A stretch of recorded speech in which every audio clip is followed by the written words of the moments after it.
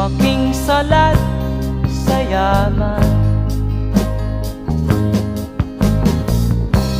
Maagang nawala si ama. Ang ina ko na may mahina na,